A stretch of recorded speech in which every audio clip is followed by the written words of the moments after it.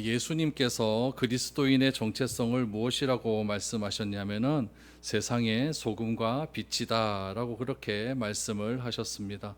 그러면 예수님께서 소금과 빛이라고 말씀하셨다라고 하는 것은 우리가 소금과 빛의 역할을 할 수 있다라는 이야기입니다.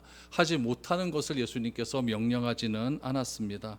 그래서 예수님께서는 우리에게 소금과 빛의 역할을 잘 할 수 있다라고 하는 그런 가정하에 너희는 소금과 빛이다라고 그렇게 우리의 정체성을 규정하셨습니다. 그러면 소금과 빛으로 살아가는 삶은 구체적으로 어떤 삶이기에 예수님께서 우리에게 소금과 빛이라고 말씀을 하셨을까요? 예수님께서는 마태복음 5장 17절 16절 말씀에 보시면 이렇게 말씀을 하셨어요. 이같이 너희 빛이 사람 앞에 비치게 하여 그들로 너희 착한 행실을 보고 하늘에 계신 너희 아버지께 영광을 돌리게 하라라고 말씀을 해 주셨습니다. 그러니까 예수님께서 우리에게 말씀하신 소금과 빛의 삶은 착한 행실입니다. 그 착한 행실을 통하여서 하나님 아버지께 영광을 돌리는 삶이 어떤 삶이냐면 소금과 빛의 삶이다라고 그렇게 규정을 지어 주신 것이죠. 그렇다면 우리의 착한 행실이라는 것이 도대체 구체적으로 어떤 것이 우리의 착한 행실일까? 그 이야기를 오늘 예수님께서 몇 가지로 예를 들어서 설명을 해 주셨습니다. 몇 가지 예를 들어서 설명하기 전에 예수님께서는 율법과 행위의 관계를 먼저 규정을 하시죠.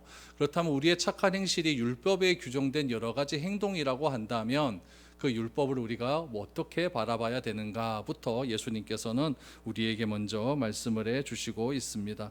먼저 17절 말씀 오늘 본문 한번 보시죠. 내가 율법이나 선지자를 폐하러 온 줄로 생각하지 말라. 폐하러 온 것이 아니요 완전하게 하려 함이라 라고 말씀을 해 주셨습니다. 율법과 선지자를 폐하려 온 것이 아니다 라고 말씀을 해 주셨죠.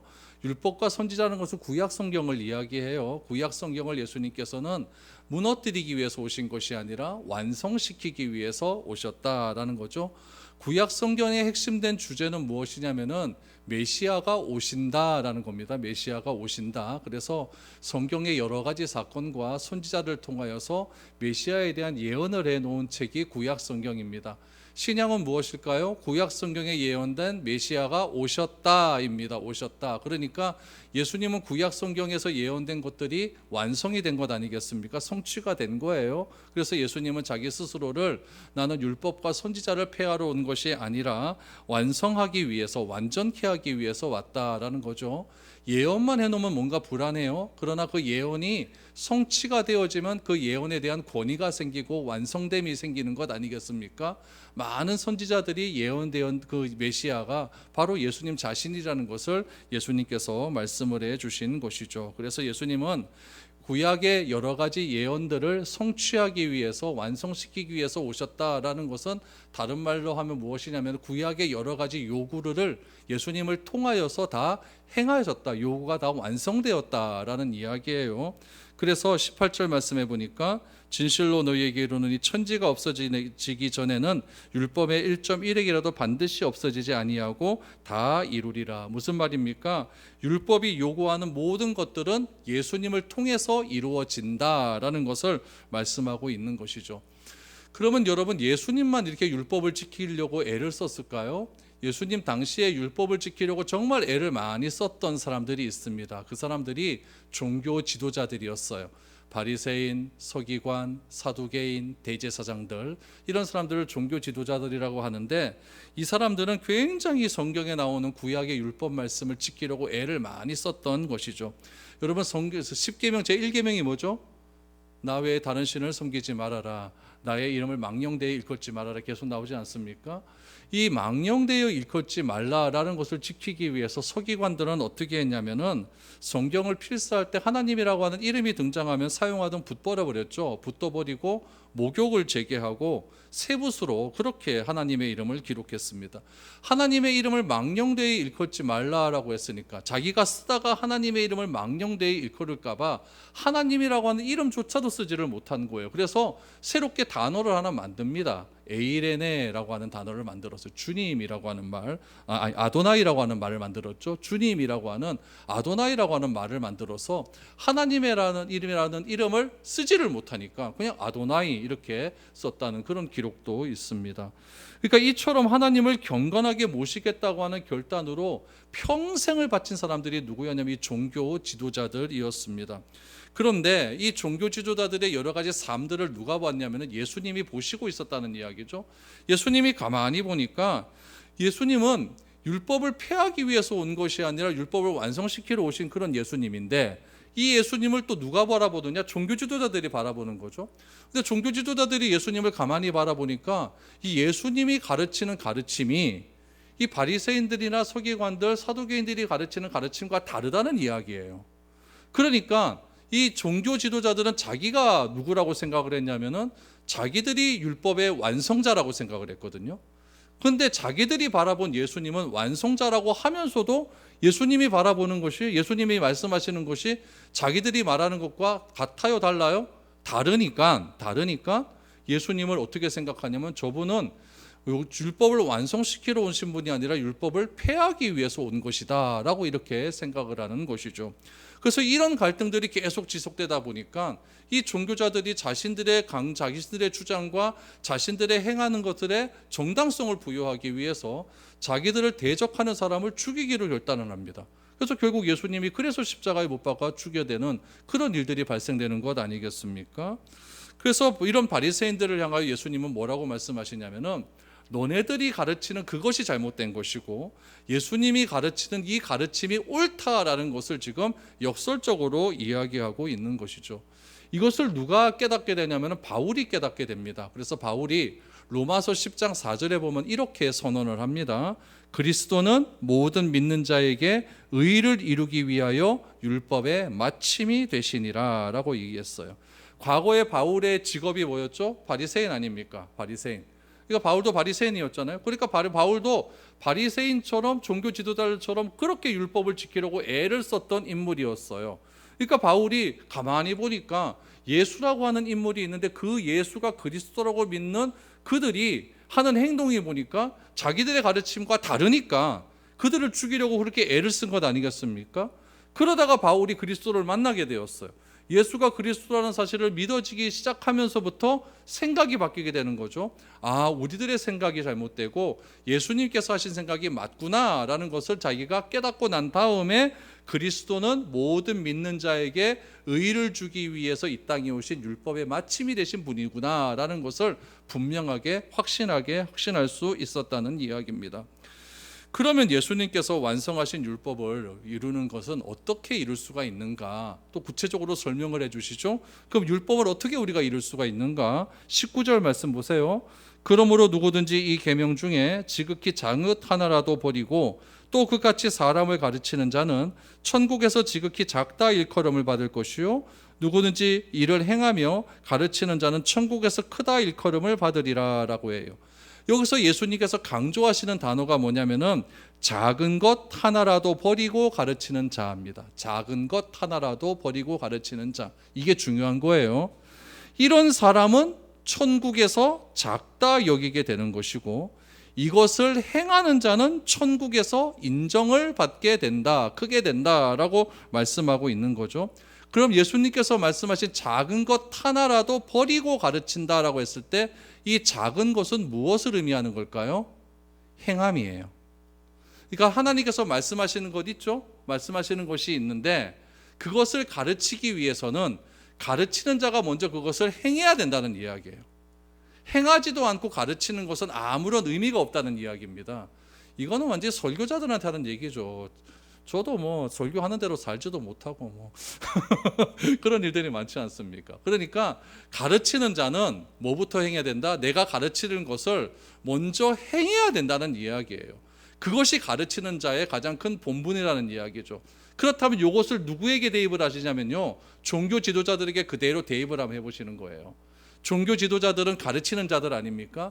그럼 그 가르치는 자들이 진짜 자기의 마음에 진심된 마음으로 가르쳤겠습니까? 아니에요. 예수님은 그것을 굉장히 비판하시죠.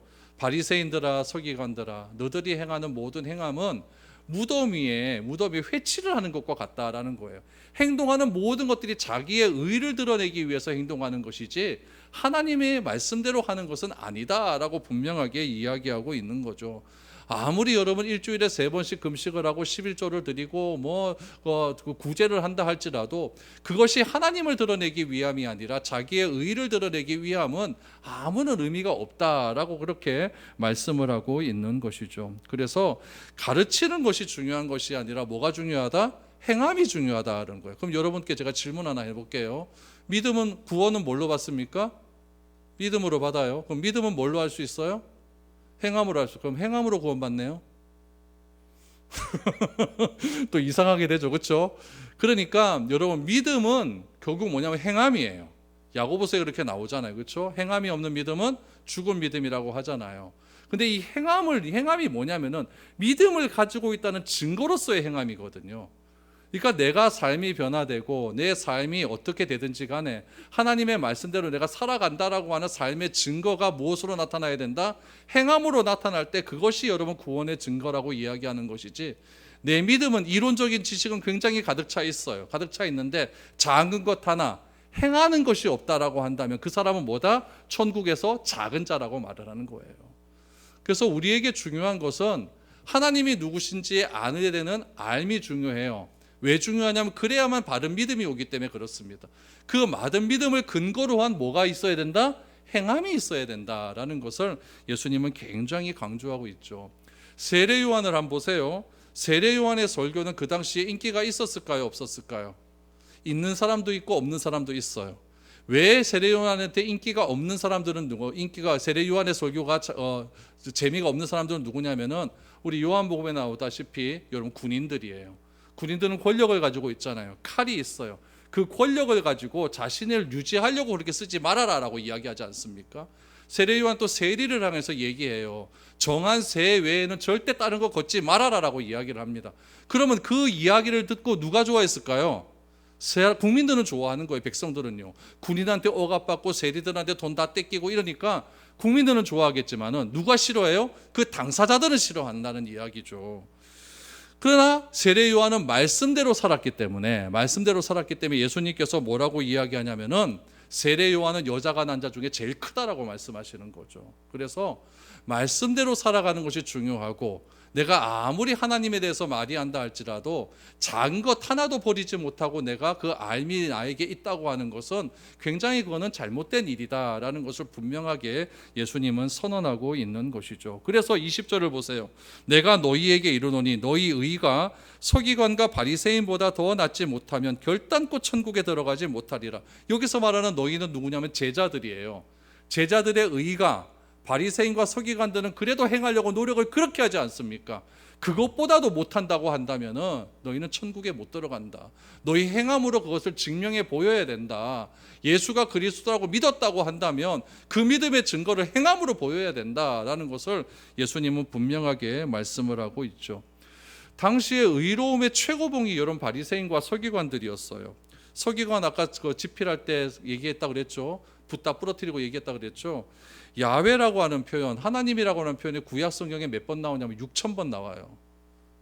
6,000자루의 불이 필요합니다. 최소 6,000번 목욕해야 됩니다. 평생에도 6,000번 모아야겠다. 그렇죠? 그러니까 여러분 그것을 어떻게 다 할 수 있어요? 해요 못해요? 이건 못하는 겁니다. 못하는 거예요. 예수님은 이렇게 행하는 서기관과 바리새인의 의보다 너희들이 좀 나아야 될 것 아니냐. 이단들이 그렇게 행하는 그런 행위보다 우리들이 좀 나아야 될 것 아니냐, 이렇게 말씀하고 있는 거죠. 그런 의로움을 가지고는 우리 절대 들어가지 못한다라고 말씀을 하세요. 우리 누가복음 18장 11절 12절 보세요. 바리새인이 서서 따로 기도하여 가로되 하나님이여 나는 다른 사람들 곧 토색 불의 간음하는 자들과 같지 아니하고 이 세리와도 같지 아니함을 감사하나이다. 나는 일회에 2번씩 금식하고 또 소득의 11조를 드리나이다 라고 이야기해요. 바리새인들이 감사하는 제목이 뭐냐면은 절대적 감사가 아니라 상대적 감사입니다. 누구와 비교해서 나는 낫다라는 이야기죠. 나는 저 세리보다 낫습니다라는 거예요. 근데 하나님은요, 우리를 바라볼 때 상대평가를 하지 않습니다. 절대평가하세요. 굉장히 겁나죠, 그렇죠? 애들도 상대평가가 좋지 절대평가 별로 안 좋아하거든. 절대평가를 하세요. 성경의 기준에 따라 평가하신다는 분이에요. 쟤보다 내가 낫다 이 평가를 안 하신다는 얘기예요. 바리새인은 항상 상대평가하는 거죠. 제 세리보다는 내가 낫습니다 라고 이야기를 해요. 그 낫다고 하는 그것 중에 뭐가 있었냐면은 나는 1회에 2번씩 금식하고 소득의 11조를 드리나이다 라고 얘기해요. 이것에 대해서 예수님께서 문제점을 지적하십니다. 마태복음 23장 23절이에요. 화 있을진저 외식하는 서기관들과 바리새인들이여 너희가 박하와 회양과 근체의 11조를 드리되 율법에 더 중한 바 의와 인과 신은 버렸도다. 그러나 이것도 행하고 저것도 버리지 말아야 할지니라 라고 얘기해요. 예수님께서는 바리새인들이 11조를 드렸다고 했죠. 그때 바리새인들이 드린 11조의 내역을 한번 보십시오. 박하와 회양과 근체입니다. 이게 뭐냐면은 향료예요. 향료. 그러니까 얘네들이 이야기하는 건 뭐냐면요, 소금을 먹을 때도 국에다가 소금 탈 때 10개 탔으면 하나는 빼고 탄다는 거예요. 빼고 드린다는 이야기예요. 이해가 되세요? 우리 곰탕에 소금 넣을 때 1회 퍼서 1회 넣잖아요. 걔네들은 그렇게 안 넣어요. 하나하나 세알려서 넣어요. 하나, 둘, 셋, 넷, 여덟, 아홉. 요거는 하나님 거. 이렇게 한다니까요. 회향, 박하 이거 다 향기예요. 향기. 향기를 드릴 때도, 향기를 자기가 할 때도 향 9번은 내 거, 1개는 하나님 거예요.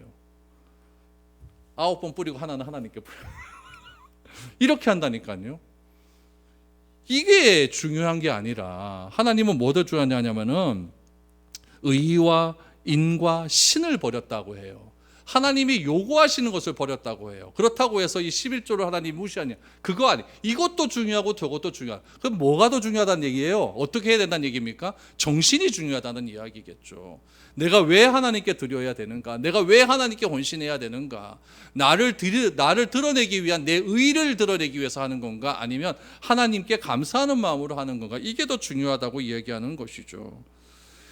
예수님은 유대교 신앙을 이끌었던 바리새인보다 더 나은 의를 요구하고 있는 겁니다. 그렇게 이야기하시고 난 다음에 그럼 빛과 소금의 삶 구체적으로 얘기할게. 그럼 그것이 무엇이냐? 오늘 21절부터 그 구체적인 행위가 나옵니다.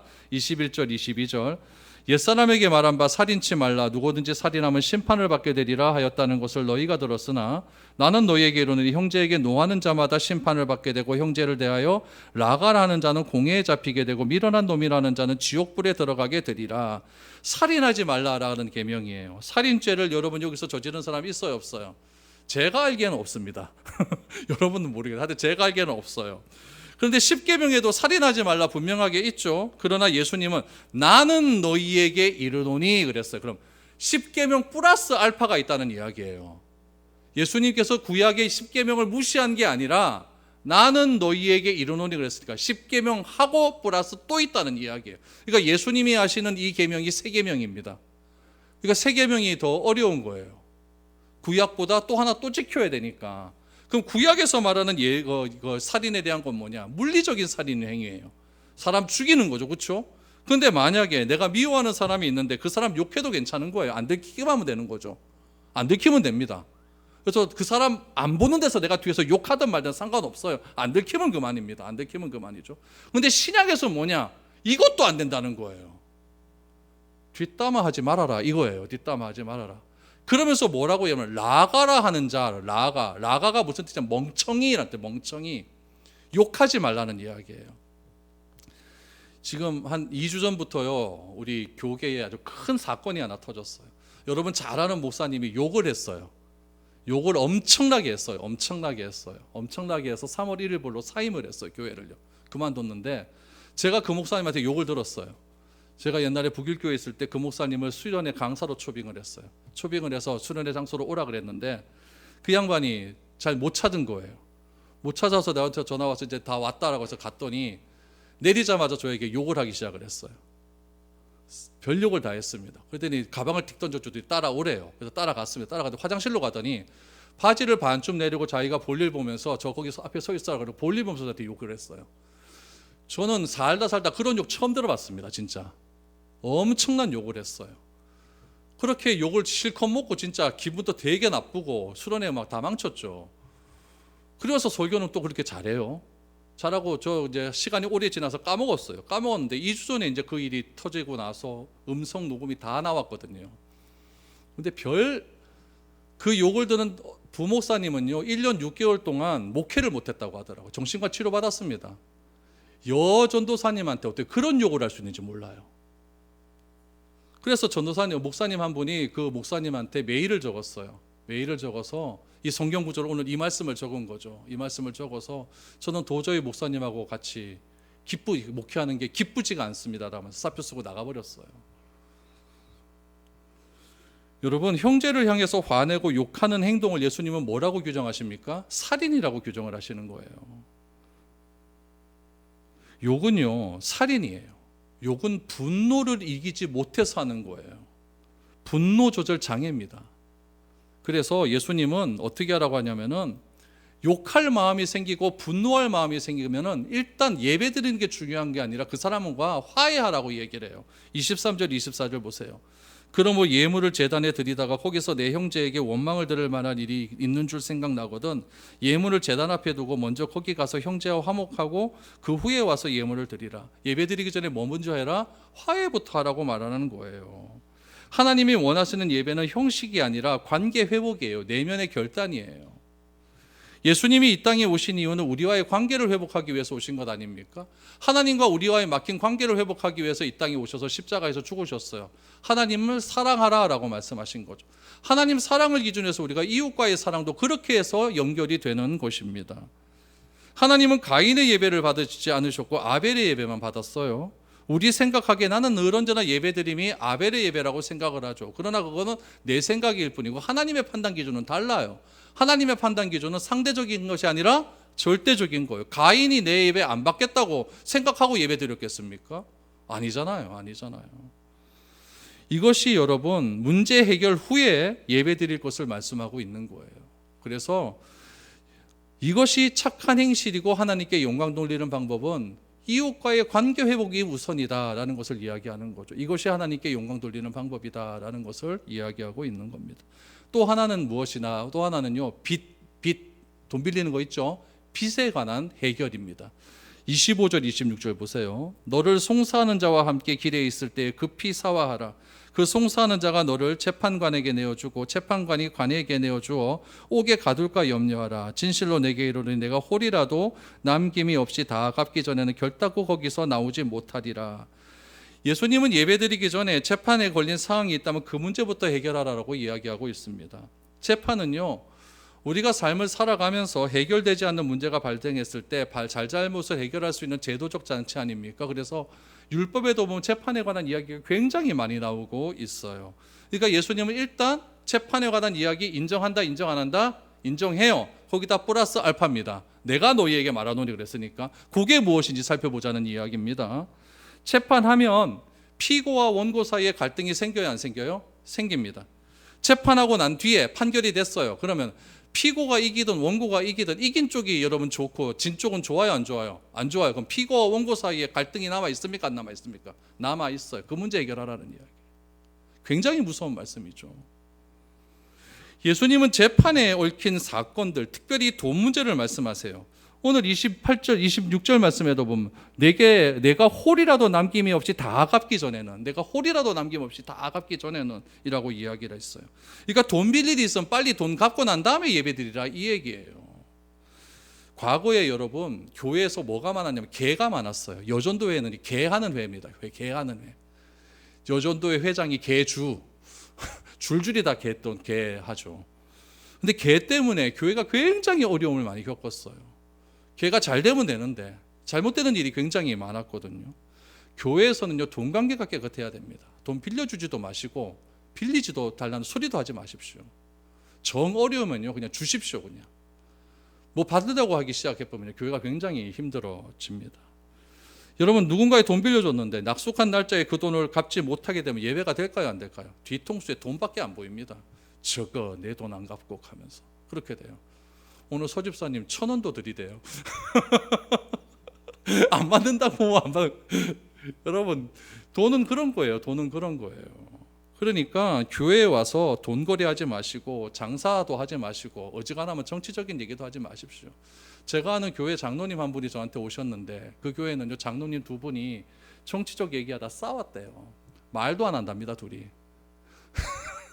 당회하면 맨날 갈라진대요. 딸은 그렇게 친하게 지냈는데, 참 그게 뭔지. 민감한 이야기는요, 항상 비판하고 판단하고 정죄하는 이야기가 따라 나올 수밖에 없어요. 나올 수밖에 없어요. 그래서 교회는요, 내가 받아들이기 어려운 사람을 판단하고 정죄하는 장소가 아닙니다. 성경은 이야기하죠. 판단과 정죄는 누가 한다? 하나님이 하신다. 하나님이 하신다. 그러니까 우리가 해야 될 것은 공의롭고 정의한 판단을 내리시는 하나님의 그 판결에 내가 받아들일 수 있는 믿음을 달라고 기도하는 것밖에 없습니다. 판단은 내가 하는 게 아니에요. 누가 하신다? 하나님이 하시니까. 여러분, 이 재판의 문제도, 그러니까 이 재판의 문제 결국 싸움의 문제 아니겠습니까? 이 싸움의 문제도 화해해라, 화해해라. 이것이 어떤 삶이다? 빛과 소금의 삶이다. 그것이 착한 행실이고 그것이 하나님께 영광 돌리는 삶이다 라는 것을 굉장히 구체적으로 말씀해 주셨습니다. 이러한 삶을 살았던 사람들이 종교 지도자들이었다는 이야기죠. 그래서 그렇게 하지 말아라 라고 이야기하는 겁니다. 저는 여러분들이 소금과 빛의 삶을 살 수 있기를 바랍니다. 우리의 착한 행실을 통해서 하나님께 영광 돌릴 수 있는 그런 삶이 되기를 바랍니다. 그것이 천국 백성으로서의 참된 삶임을 기록하시고 이번 한 주간 착한 행실을 통해 하나님께 영광 돌릴 수 있는 아름다운 삶이 될 수 있기를 축복드립니다. 기도하겠습니다.